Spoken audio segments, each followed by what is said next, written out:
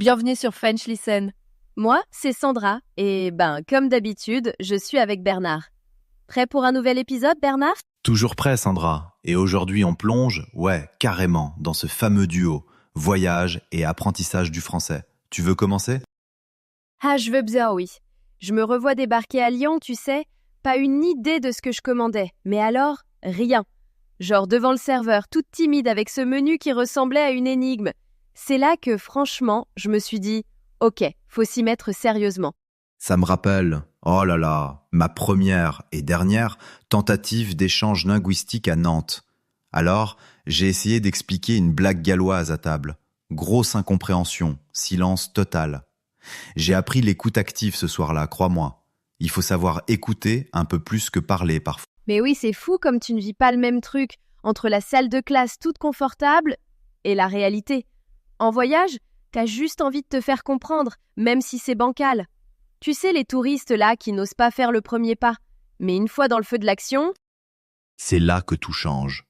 Un mot de travers et paf, une vraie conversation démarre. Rien à voir avec les dialogues appris par cœur. Oui, et justement, le tout début, c'est le plus étrange. Tu sais, mon premier séjour à Bordeaux, j'avais cette sensation que chaque mot glissait sur moi, incompréhensible. C'était le grand choc linguistique. Genre, il parle si vite. Attends, le bœuf bleu. Ah, la honte. Je commande, persuadé de demander un steak saignant. Je me retrouve avec un truc à moitié vivant dans mon assiette. Mais tu sais quoi? C'est ça qui a lancé la discussion avec les gens à la table. Les erreurs, c'est comme des passes pour entrer en contact finalement. Grave. Tu crois qu'il faut, préparer des phrases à l'avance ou juste se jeter à l'eau? Perso, j'étais du genre à écrire tout un carnet en avance, et puis j'oubliais tout au moment d'ouvrir la bouche. Ah, c'est comme réviser pour un oral et tout perdre devant le jury. Je dirais, il faut se lancer, quitte à couler un peu au début. De toute façon, t'es jamais aussi près que tu le penses, hein. Ah, c'est exactement ça.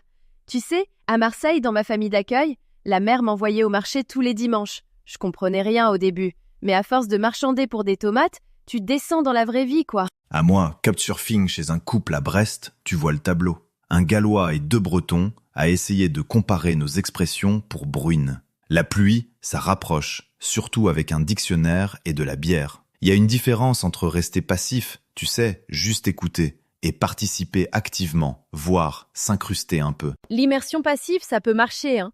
Mais c'est vraiment quand t'es poussé à parler et à comprendre les trucs du quotidien que, ça bouge dans la tête. C'est dingue, le jour où j'ai compris une vraie blague locale au café. Un client, tout fier de son jeu de mots, et, oh miracle, je ris vraiment parce que j'ai compris. On se sent, tu vois, intégré. Ah, t'imagines pas la fois où j'ai tenté de dire pain chez la boulangère? Résultat, débat de 5 minutes, 6 clients, 3 accents et beaucoup de rire. Mais c'est ça, à prendre en contexte. Acheter du fromage au marché, commander un croissant, écouter les disputes autour du vrai camembert. Rien de mieux pour mémoriser que de vivre une situation. Ces petits riens, ça s'accumule. Et à la fin, on réalise qu'on pige vraiment la vie locale. Tu sais, j'avais la trouille d'être ridicule. Genre, mon accent, on aurait dit, je sais pas, un acteur anglais dans un vieux film. Le déclic, c'est quand j'ai fait rire tout un bus par manque d'articles devant hôpital. Après coup, c'était drôle, et j'ai pigé que c'est normal. Complètement. À Montpellier, mes erreurs de grammaire faisaient hurler de rire un marchand d'olives. Un jour, il m'a dit « Continue, c'est rafraîchissant ». Les Français jugent moins, je crois, qu'on ne le pense. La plupart sont bienveillants. Bon, sauf les râleurs. Mais eux râlent surtout, non? Faut un peu d'autodérision, et tant qu'on essaie, on progresse, même quand on se plante. Alors, Bernard, tu sais, pour moi, ce sont les petits villages où la langue prend tout son sens. Les marchés de Provence, les villages alsaciens. Pas de touristes qui parlent anglais partout. De vrais échanges, même si c'est bonjour et 3 mots sur la météo. Oh, il faut que je raconte ce concours de pétanque à 7. Mauvaise équipe, mauvais tir, mais à la fin, j'étais adopté par une équipe de retraités. Et leur accent, entre le sud, l'occitan et un peu de... un truc indescriptible. On oublie parfois la diversité des accents en France. Même moi, j'étais perdu. Oui, incroyable comme chaque région a ses propres expressions. Rien ne vaut l'exploration hors des sentiers battus. Parlant de ça, j'avoue, regarder Kaamelott au début, je comprenais rien. Maintenant, c'est devenu un vrai plaisir de choper les références. Pareil avec Stromae, Ces chansons, ça m'a débloqué sur la compréhension des expressions idiomatiques, tu trouves pas? Oh, moi, je suis accro à Charles Aznavour. Et, je l'avoue, je me fais encore des quiz ringards sur la chanson française. Sérieux, la pop culture, ça ouvre des portes sur la langue. Films, séries, chansons, tu t'imprègnes sans effort. Enfin, presque. Ouais. Et du coup, t'apprends à déchiffrer l'humour local, les jeux de mots. C'est comme une immersion silencieuse, tu vois. Bon, il faut en parler. Les moments de solitude. Genre, grande soirée à Paris, tout le monde rigole, et moi, à côté de la plaque. En vrai, cette progression qu'on voit pas, elle compte. Même les longs silences veulent dire qu'on progresse. Enfin, je crois. Ah, je te rejoins. Parfois, ne rien comprendre m'a aidé à écouter les sons, le rythme. Un silence, c'est pas toujours un vide. Parfois, c'est juste un temps pour observer. Un peu comme à la radio, où une pause compte aussi. Et puis, apprendre à rire de soi-même, ça, c'est capital. Un peu d'empathie, beaucoup d'humilité. Alors là, je vais sortir mes trucs de vieux routard. J'ai toujours un carnet de vocabulaire sur moi. Les applis, parfois je galère avec mon téléphone, mais j'aime bien les applis pour audio. Ah, et il faut oser, aborder des gens dans une file d'attente par exemple. Top. Moi, je dirais, inscrivez-vous à des événements locaux. J'ai rencontré un super groupe au Festival du Livre à Lille. Et puis, il y a tellement de forums ou groupes pour pratiquer le français maintenant. On en parlait d'ailleurs dans notre précédent épisode. S'entourer, c'est ce qui fait toute la différence, non? Carrément, il faut sortir du cadre court et tester la langue au quotidien. Chaque petite interaction, c'est un step de plus. J'adore. L'idée qu'apprendre le français, c'est aussi une aventure intérieure. On se découvre, on dépasse nos blocages. L'immersion, au fond, c'est un voyage en soi, pas juste un billet d'avion. Tu sais, il y a une vieille expression galloise. Écouter, c'est commencer à comprendre. Et franchement, elle s'applique parfaitement à l'immersion culturelle. Un sourire échangé dans le métro, une blague comprise, c'est souvent là qu'on se rend compte qu'on avance pour de bon. Bon, je crois qu'on a bien baroudé dans le français aujourd'hui. Merci Bernard, toujours un plaisir de voyager dans tes souvenirs de Sète ou de boulangerie. Merci Sandra. Et merci à vous de nous avoir écoutés sur French Listen. Restez curieux, et qui sait, le prochain sourire dans le métro sera peut-être le vôtre. À très vite. Ciao tout le monde, on se retrouve dans le prochain épisode. Portez-vous bien. Ne partez pas encore. Regardez maintenant la deuxième partie de l'épisode, elle vous réserve encore plein de conseils utiles et de surprises. Et si ce podcast vous a plu, pensez à vous, s'il vous plaît, abonner et à cliquer sur j'aime pour nous soutenir. À tout de suite dans la suite de l'épisode. On pense souvent que le droit, c'est une affaire de grandes lois, de juges en robe noire. Oui. Et si le véritable champ de bataille se nichait ailleurs? Ah, c'est une bonne question. Dans la précision d'une virgule, le choix d'un adjectif, la structure d'un paragraphe, aujourd'hui on s'immerge dans le monde hyper codifié du langage juridique français. Tout à fait. On va tenter de comprendre comment les avocats construisent leurs arguments pour convaincre un juge et surtout, quels sont les défis vertigineux qui apparaissent quand ces mots doivent voyager. C'est une excellente manière de poser le problème. Et pour cette exploration, on s'appuie sur des sources qui sont assez fascinantes. Ah oui. On a des guides de bonnes pratiques très très pointus, rédigés par des barreaux comme celui de Versailles. Ils entrent dans des détails qu'on n'imaginerait même pas. D'accord. On a aussi des articles d'experts qui décortiquent les pièges de la traduction juridique et même un ouvrage de droit comparé. Donc la mission, si on peut dire, c'est quoi? La mission qu'on se donne, elle est assez claire. Décoder ce jargon, comprendre cette rigueur extrême de l'écriture judiciaire et découvrir pourquoi traduire un contrat, ce n'est pas juste changer de langue. C'est essayer de jeter un pont entre deux univers juridiques. D'accord. Alors, commençons par les fondations. Cette fameuse rigueur de l'écriture en France, j'ai été vraiment frappée, en lisant nos sources, par un document en particulier. Lequel ? Le guide des bonnes pratiques de la rédaction des conclusions en matière civile du barreau de Versailles. On plonge directement dans la salle des machines d'un avocat.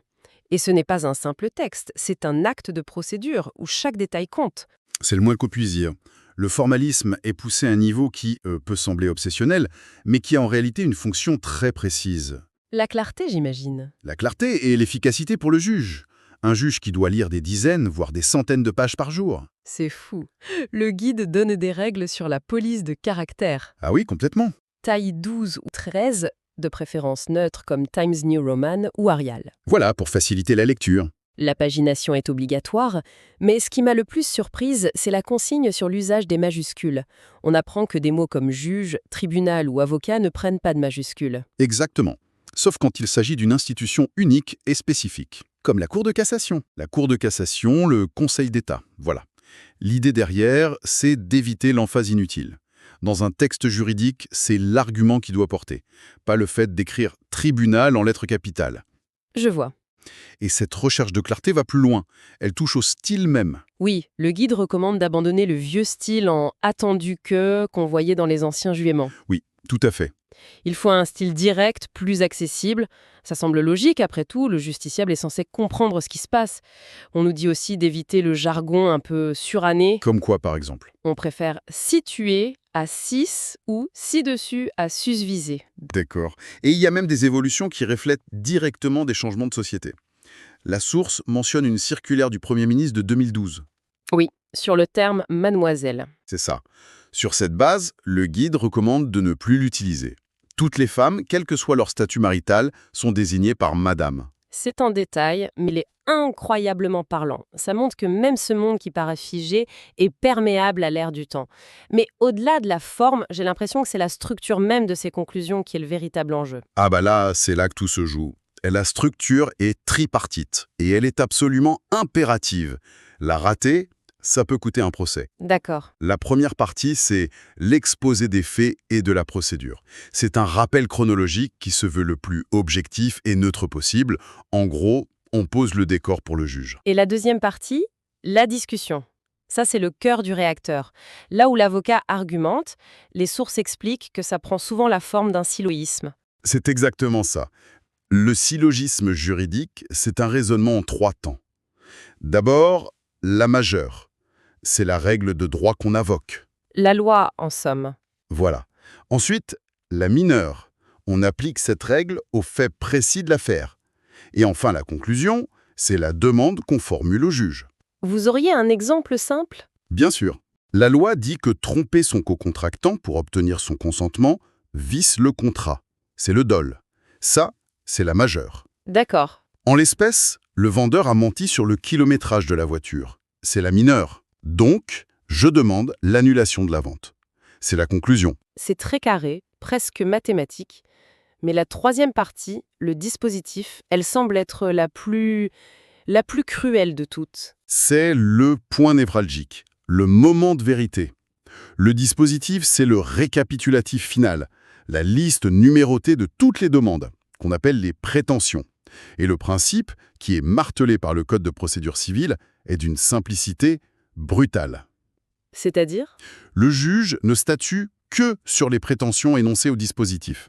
Attendez, ça veut dire qu'un avocat peut écrire le meilleur argumentaire du monde sur 10 pages, une démonstration juridique brillante, mais s'il oublie de reporter sa demande dans la simple liste à la fin... Tout ce travail ne sert à rien. Ce n'est pas possible ? Absolument rien. La demande est considérée comme n'ayant jamais été faite. Oublier une ligne dans le dispositif, c'est comme si un chirurgien oubliait un instrument. La conséquence est immédiate et irréversible pour le client. C'est terrifiant. C'est terrifiant, mais c'est la garantie que le juge sait exactement sur quoi il doit se prononcer sans avoir à interpréter les 50 pages qui précèdent. C'est d'une rigueur redoutable. Et comme si ça ne suffisait pas, les sources parlent aussi du principe de concentration des moyens. Ça vient d'un arrêt Césareo, c'est ça ? C'est ça, l'arrêt Césareo de 2006. Et oui, ça sonne un peu comme une tactique militaire, et dans un sens, c'en est une. Qu'est-ce que ça dit ? Ça pose une règle fondamentale. Dès le début du procès, une partie doit présenter tous les arguments juridiques, les moyens, qu'elle a pour soutenir sa demande. On ne peut pas garder un argument en réserve pour plus tard, au cas où le premier ne marcherait pas. Mais pourquoi une règle aussi stricte ? On pourrait penser que c'est stratégique, non ? De ne pas dévoiler toutes ces cartes ? La Cour de cassation a voulu mettre fin à des procès qui n'en finissaient pas. Avant Césareo, une partie pouvait perdre sur un premier argument, puis, hop, elle recommençait un autre procès sur la même affaire avec un nouvel argument. Ah oui, je vois le problème. C'était une source d'engorgement des tribunaux, d'insécurité juridique. Le principe de concentration oblige à tout mettre sur la table. Dès le départ, c'est une seule bataille, pas une guerre. Il n'y a pas de seconde chance. D'accord. Donc on a un langage d'une précision chirurgicale, une structure non négociable et des règles de procédure qui ne pardonnent aucun oubli. Après avoir vu ça, j'ai du mal à imaginer comment on peut traduire un document pareil sans tout casser. C'est même possible? C'est là qu'on quitte le droit pour entrer dans un domaine qui est à la fois un art et une science. Et la première chose que les sources nous disent, notamment les articles des cabinets Billis et Amadeus Formation, c'est qu'il faut abandonner l'idée de traduction. Ah bon? Le mot juste est transposition. Quelle est la différence? Traduire, c'est chercher un mot équivalent dans une autre langue. Transposer, c'est chercher un concept juridique équivalent dans un autre système juridique. On ne passe pas seulement du français à l'anglais, on passe du droit civil d'inspiration romaine à la common law anglo-saxonne par exemple. L'objectif n'est pas que le mot soit identique, donc. Non. L'objectif, c'est que l'effet juridique produit soit équivalent. Et j'imagine que c'est un véritable champ de mine de faux amis. C'est exactement ça. Les sources donnent des exemples très parlants. Prenez le terme anglais misrepresentation. Oui. La traduction facile, c'est dole, notre fameux vice du consentement. Or, c'est une erreur potentiellement catastrophique. Pourquoi hey? Ça semble proche, pourtant. Parce que le dole, en droit français, implique une intention de tromper, une malhonnêteté. La misrepresentation, en common law, elle peut être innocente ou négligente, c'est-à-dire faite sans intention de nuire. Ah d'accord, donc les conséquences juridiques ne sont pas du tout les mêmes. Radicalement différentes. Traduire l'un par l'autre, c'est importer une notion d'intentionnalité qui n'existe pas forcément dans le texte original. Un autre exemple qui m'a fasciné dans nos sources, c'est l'expression don acte. On la voit partout, mais elle semble intraduisible. Totalement. C'est une formule de clôture qui sert à acter une déclaration, à la consigner. Elle n'a aucun équivalent direct. Et donc, on fait comment? Eh bien, un bon traducteur, selon le contexte, devra choisir entre where to white test, duly registered ou duly acknowledged. Le choix dépend de l'effet juridique recherché. Ça illustre parfaitement ce que les sources appellent la nécessité pour le traducteur d'avoir une double casquette. Ce n'est pas qu'une question de vocabulaire. C'est indispensable. Le traducteur doit être un linguiste expert, mais aussi un juriste capable de faire du droit comparé en temps réel. Sa question n'est pas « comment dit-on ce mot en anglais ?», mais plutôt « quel est l'effet juridique que ce mot produit dans le système source et quel mot produira l'effet le plus proche dans le système cible ?» On ne traduit pas des mots, on traduit des conséquences. C'est exactement ça. D'accord, c'est un travail intellectuel énorme pour des documents de travail ou des contrats, mais qu'est-ce qui se passe quand la traduction doit avoir une valeur légale, quand elle doit être présentée à un tribunal? Certainement pas. C'est là qu'intervient la distinction fondamentale entre la traduction libre et la traduction assermentée. La traduction libre, c'est un document de travail. Elle peut être excellente, mais elle n'a aucune valeur officielle. Et la traduction assermentée, qu'est-ce qui la rend si spéciale? Tout. D'abord, la personne qui la réalise. Un traducteur assermenté, ce n'est pas juste un bon traducteur. C'est un expert judiciaire, nommé par une cour d'appel, qui a prêté serment. Ah oui, ce n'est pas un diplôme qui donne ce titre. Non, c'est une décision de justice. Il prête serment de faire quoi exactement? De traduire en son honneur et conscience, de manière parfaitement fidèle à l'original. En prêtant ce serment, il change de statut. Une de nos sources, le cabinet Bonnefous, utilise une formule très forte et titillante. Il devient un officier ministériel. Comme un notaire ou un huissier? Dans l'idée, oui. Il participe à une mission de service public. Et surtout, il engage sa responsabilité personnelle, civile et même pénale, en certifiant la conformité de sa traduction. Concrètement, comment ça se matérialise? Il y a un tampon? Il y a son cachet, sa signature et un numéro d'enregistrement unique sur la traduction et sur l'original. Les deux sont agrafés, ils deviennent un tout indivisible. Et la conséquence juridique est immense. Sa traduction fait foi devant toutes les juridictions françaises. Un juge la considérera comme le reflet exact de l'original? Exactement. On comprend pourquoi, comme le souligne la source servicepublic.fr, ces experts sont inscrits sur des listes officielles très contrôlées. C'est un maillon essentiel de la chaîne de confiance. Cette idée de certification officielle, ça montre à quel point chaque mot est enraciné dans un système national. Ça me fait penser. On a beaucoup parlé de la difficulté de passer du français à l'anglais. Mais si on supprime la barrière de la langue, mais qu'on garde des systèmes juridiques différents? Ah, c'est une excellente question. Le cas de la France et du Québec doit être un laboratoire parfait pour ça, non? C'est une question brillante et ça nous mène au cœur de la complexité. L'ouvrage qu'on a dans nos sources, Droit français et droit québécois, inspiration mutuelle, explore précisément ce paradoxe. On a deux systèmes qui partagent une langue et une partie de leur histoire, et pourtant, les différences sont profondes. Comment ça s'explique? Comment ça s'explique? Le droit québécois est un système qu'on dit mixte ou hybride. C'est fascinant. Il a une base de droit civil, hérité de la France pour le droit privé, les contrats, la famille. D'accord. Mais il a aussi intégré la common law britannique pour le droit public et la procédure. Donc, même si les avocats québécois plaident en français, les concepts qu'ils manipulent peuvent avoir une origine et une signification différente. Le même mot peut cacher des réalités juridiques distinctes. Donnons un exemple concret. L'ouvrage compare plusieurs thèmes. Prenons celui du droit à l'oubli numérique. On connaît bien ça en Europe avec le RGPD. Comment le Québec aborde ça différemment? C'est un cas d'école. En France et en Europe, le droit à l'oubli est souvent vu comme une émanation du droit à la vie privée, un droit fondamental. La démarche consiste à demander à un moteur de recherche de déréférencer un lien. L'accent est mis sur la protection de l'individu. D'accord, c'est assez clair. Et au Québec? L'approche est différente. Bien que le Québec ait un droit à la vie privée fort, hérité du Code civil, son interprétation est influencée par le voisinage de la common law nord-américaine, où la liberté d'expression a une place prépondérante. Donc c'est plus compliqué. Disons que pour obtenir quelque chose de similaire, il faudrait peut-être démontrer un préjudice actif, comme dans une action en diffamation, plutôt que de simplement invoquer le passage du temps. Le débat va se cristalliser sur la balance entre la protection de la réputation et le droit du public à l'information. Donc même en utilisant les mêmes mots, droit à l'oubli, vie privée, les mécanismes, la philosophie sous-jacente, tout ça n'est pas pareil? Exactement. Et c'est ce que cet ouvrage démontre à travers plein d'exemples. Il ne suffit pas de parler la même langue pour avoir le même droit. Le droit, c'est le produit d'une culture, d'une histoire. Le cas du Québec est la preuve ultime que la traduction juridique, au fond, n'est jamais une simple question de langue. Le parcours qu'on vient de faire est assez vertigineux quand on y pense. On est parti des règles de typographie dans les conclusions d'un avocat à Versailles pour arriver à la structure impitoyable du dispositif. Oui. On a ensuite navigué dans les eaux troubles de la transposition entre le droit civil et la common law, avant de comprendre le rôle quasi sacré du traducteur assermenté. Le fil rouge qui relie tout ça, c'est que le droit n'est pas un ensemble de règles abstraites qui flottent dans l'éther. C'est avant tout une construction linguistique, une architecture de mots, d'une précision folle, où chaque terme, chaque virgule, chaque emplacement, tout est pesé et peut changer une vie. Ce qui nous amène à une dernière réflexion, une question pour la route. Oui. L'adage dit que la loi est la même pour tous. C'est un des piliers de notre démocratie.